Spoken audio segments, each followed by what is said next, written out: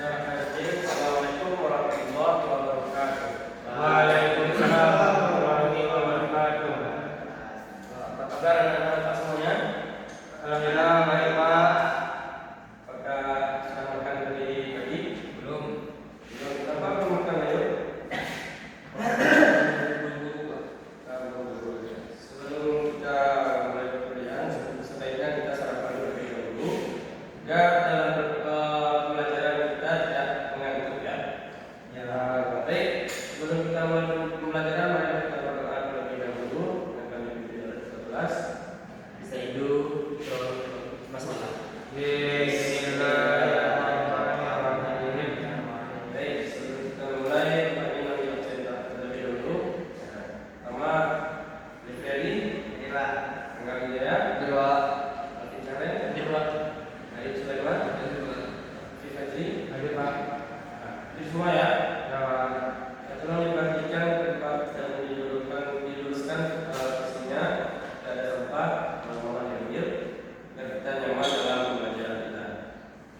Baik, apakah masih ada yang ingat tentang pembelajaran kita pada minggu lalu? Ya, pembelajaran kita tentang pembunuhan ya. Sekarang kita membahas tentang jinayah. Apa itu jinayah? Hukum pidana dalam Islam. Ya, betul sekali. Tepuk tangan Pak Abid.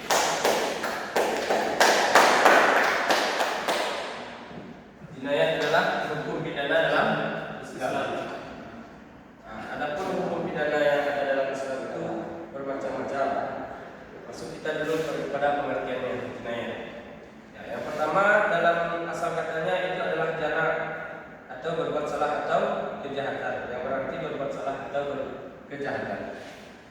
Dan secara istilah jinayat adalah hukum pidana Islam yang mengatur perbuatan kriminal dan perlindungan hak.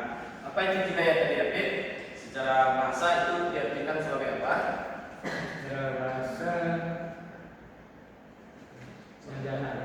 Ya, Menjana itu secara bahasa itu berbuat salah atau kejahatan Pak. ya benar sekali ya. Berbuat salah, jika kita membuat salah itu akan dijadikan hukuman. Dan tujuan utamanya dari jinayat ini adalah menjaga keamanan, ketertiban, keadilan, serta perlindungan nyawa dan kehormatan bagi setiap umat manusia. Adapun ayat rujukannya itu terdapat pada Quran surat Al-Maidah ayat 32, yang mana intinya itu adalah menjaga nyawa manusia. Ya, yang mana tadi kita sudah membahas yang pertama sudah pembelajaran kita yaitu tentang pengertian jinayat.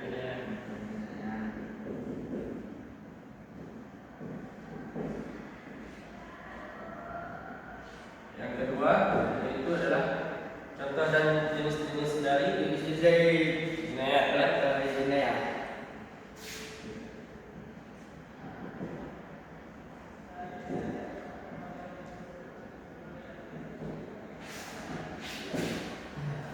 Dan yang ketiga itu adalah macam-macam jarimah.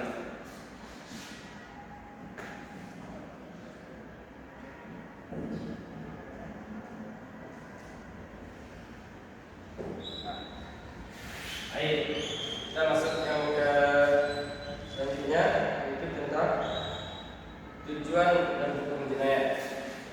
Tujuan dari hukum jinayat yang mananya tadi kita sudah menyebutkan di awal, yang mana itu pertama itu perlindungan, melindungi hak hidup dan kehormatan umat manusia, serta menjaga ketertiban keamanan masyarakat. Lalu tujuan hukum jinayat adalah keadilan, menegakkan keadilan sesuai syariat dan juga memberikan efek jerah ya, mencegah pengulangannya adanya kejahatan. Baik, jinayat. Dan selanjutnya itu adalah macam-macam jarimah. Macam-macam jarimah atau gambaran umumnya. Jarimah itu adalah perbuatan terlarang berancam sanksi, seperti ada kategori utamanya. Yang pertama itu hudud. Apa itu hudud, Angga? Hukuman yang ditetapkan Allah dengan ketentuan tegas. Ya. Hudud adalah ketentuan Allah atau hukuman yang ditetapkan oleh Allah dengan ketentuan tegas. Yang kedua itu adalah Qisas. Apa yang qisas? Pembalasan setimpal. Ya, pembalasan setimpal. Ya. Lalu ada yang ketiga itu Ta'zir. Takzir itu adalah hukuman diskresi oleh hakim atau pemerintah dari demi maslahat, yaitu sebelum kita memberikan hukuman kita mengajukannya dulu ke dalam pengadilan atau hakim yang akan menetapkan hukuman bagi penjahat atau seseorang yang melakukan kesalahan tersebut. Ini adalah macam-macam zalimah. Selanjutnya itu kita masuk pada contoh dari macam-macam zalimah itu. Yang pertama itu adalah hudud. Apa aja yang termasuk pada contoh hudud alif? Ada zina, Pak, Ya. mencuri, merampok, menuduh orang zina, dan komar. Nah, yang pertama itu Zina, zina. Yang kedua mencuri, mencuri. Yang ketiga merampok, merampok. Yang keempat Minum khamar. minum khamar. Di sini ada yang minum khamar? Tidak, Pak. Tidak ada. Karena itu adalah sesuatu yang Ada, Pak. haram. Ada minum khamar? enggak, Pak. Mabuk lah tadi ya.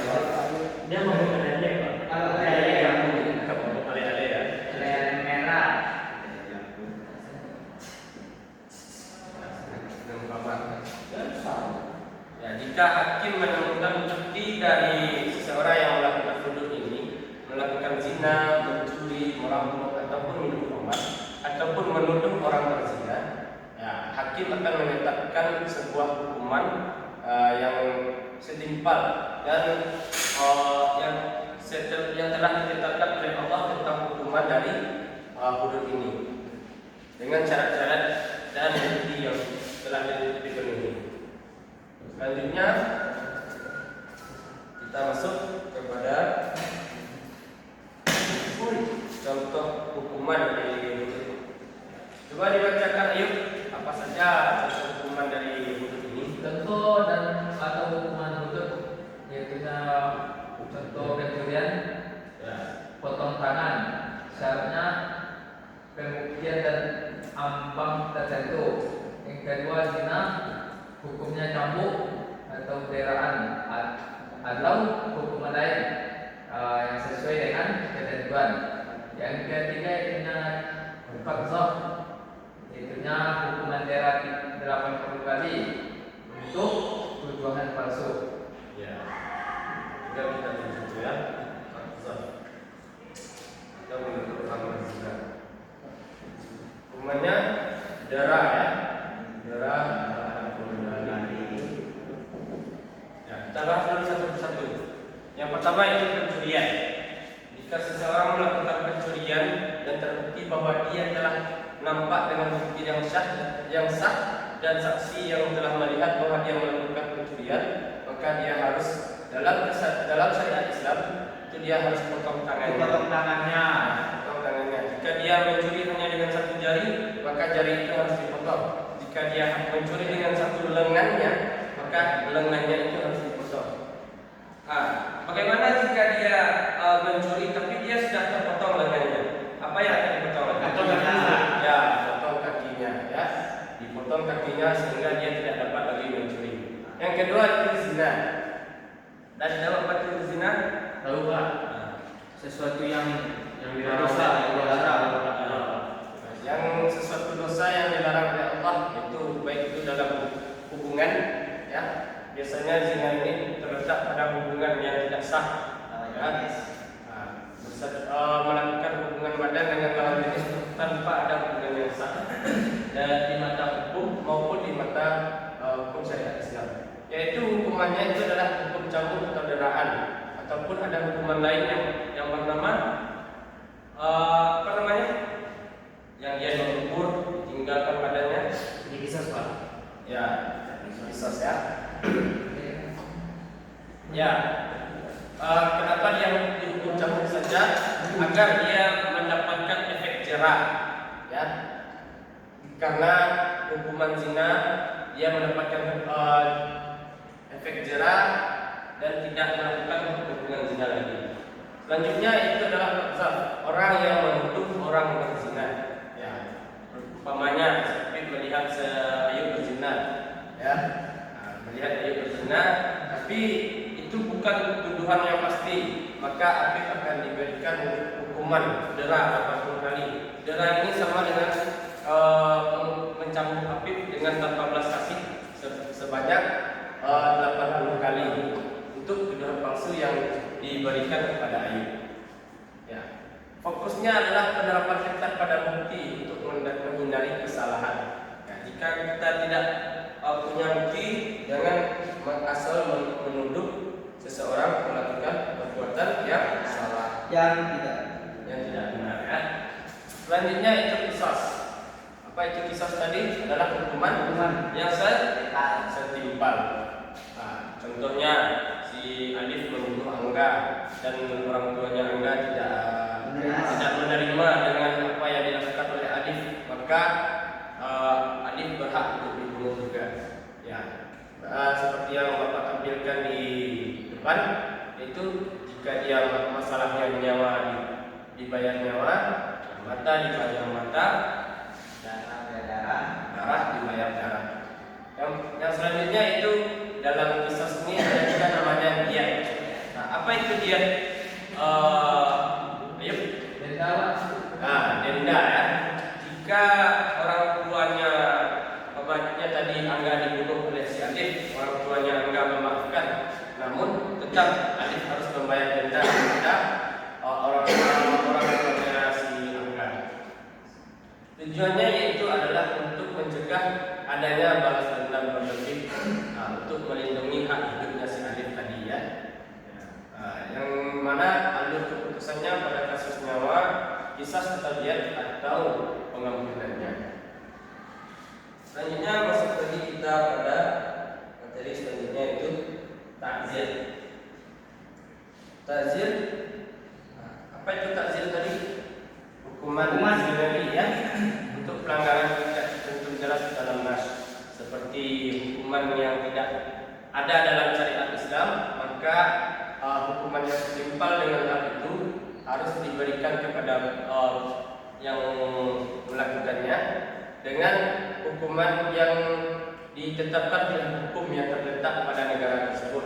Umpamanya seorang koruptor, ya, koruptor melakukan korupsi, maka dia harus diberikan hukuman seperti denda atau penjara atau pemberhentian jabatannya. Dan prinsip penetapannya itu adalah proporsional dan tujuannya untuk memaslahatkan masyarakat negara dan mencegah adanya perlakuan yang sama. Nah, baik, masuk pada kita yang terakhir, hikmah dan pertimbangan medisnya.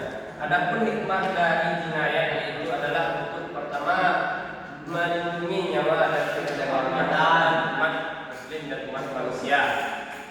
Dan yang kedua itu keamanan sosial dan efek preventif. Selanjutnya itu kepastian hukum dan bukti ketatnya dan syarat bukti ketat serta peran hakim, keluarga korban dan maslahat umumnya. Ya, tampaknya anak-anak bapak semuanya agak mengantuk ya karena tidak sarapan tadi. Baik, bapak ada sedikit permainan. Coba berdiri dulu semuanya.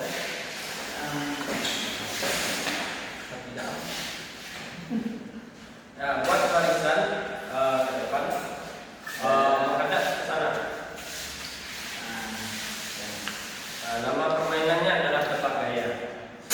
Tebak gaya. Alif akan memberikan sebuah gaya tentang materi yang telah Bapak berikan. Dan katanya, dan terakhir Afif akan memberikan jawaban dari kata yang Bapak berikan kepada Alif. Nggak ngomong, hanya gayanya saja. Kalau salah ada bukan lo.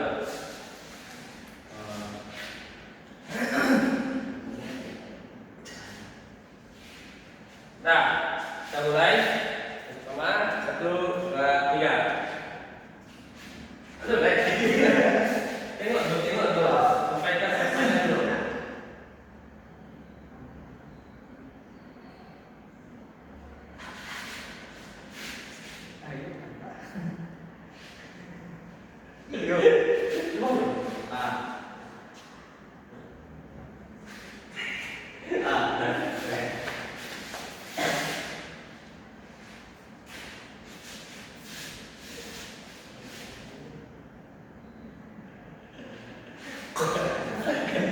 Ya, dari gerakan terakhir tadi apa menurut Afif kata awal yang Bapak berikan kepada Alif?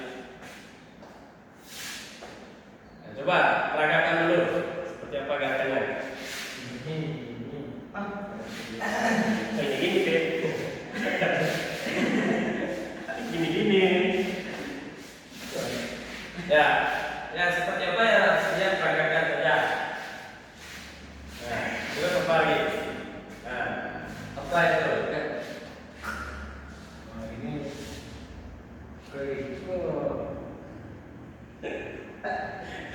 Ikut Pak. Kelas bos, kelas mana? Nah, terus Punya 2 kata. 2 kata saja. pukul dan Berapa jawabannya Adit? pembunuhan berantai. Berarti Aditnya kurang tepat. Coba ganti posisi. Coba yang awal. Coba. Dia akan Saya mau malam sampai. Terakhir. Mana ya? Ayo. Saya mana ya? Afif.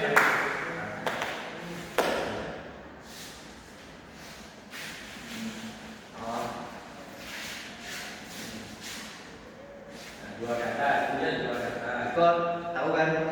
Ya. Tidak pakai syarat, boleh pakai syarat.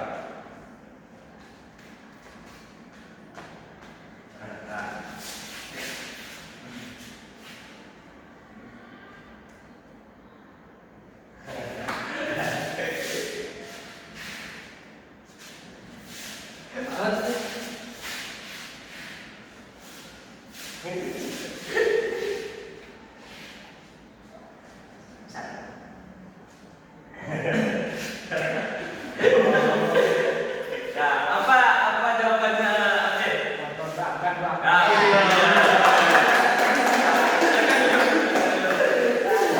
Nah, bagus sekali. Itu namanya kerjasama ya.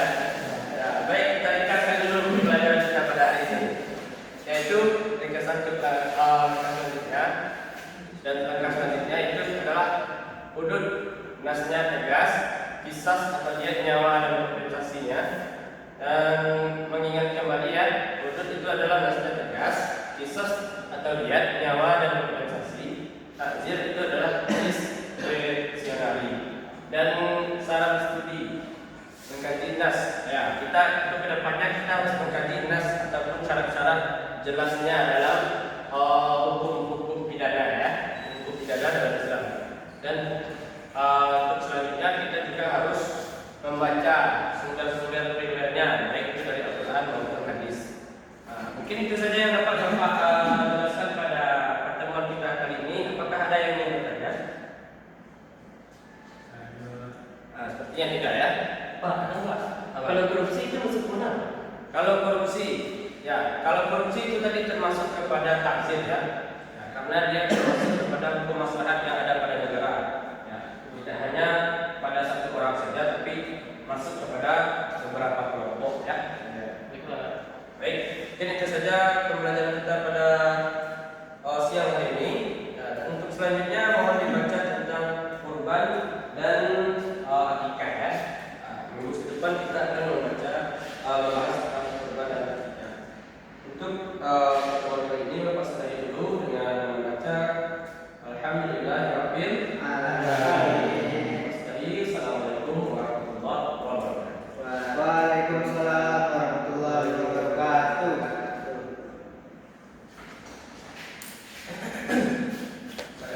Pak.